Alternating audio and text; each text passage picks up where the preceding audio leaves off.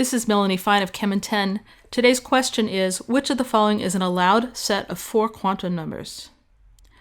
So let's go over what quantum numbers are before we answer this question. The 4 quantum numbers are n, l, m sub l, and m sub s. N is a principal quantum number, can be any integer from 1 on. L can be any integer from 0 up to n minus 1. M sub l can be any integer from negative L to positive L. And M sub s can either be plus 1/2 or minus 1/2. Those are the opposite spinning electrons. So N is a principal energy level. So if we're talking about the first energy level, L can be any value from 0 up to n minus 1.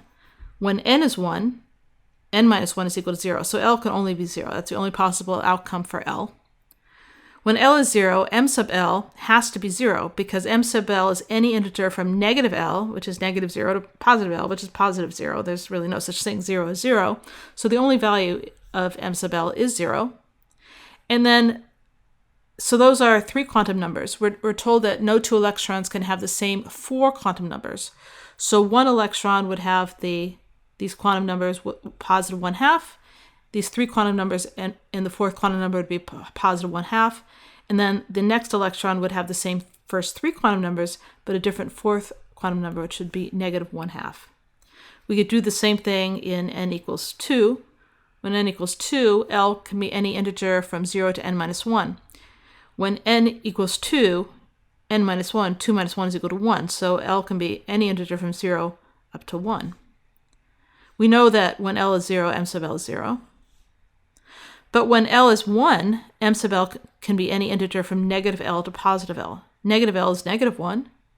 Positive L is positive 1. So it actually can have 3 values, negative 1, 0, or 1.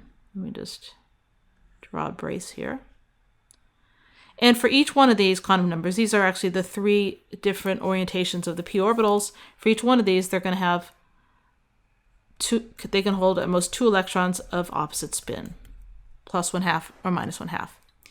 Going back to our question, we can eliminate B and C because there's no such thing as a quantum number n equals 0.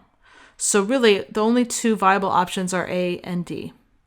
A, when n equals 1, L is 0, that's fine. And M sub L, that's a 3rd quantum number, can only be any integer from negative L to positive L. So when L is 0, M sub L can only be 0, so this won't work either. Let's just confirm that D is our correct answer.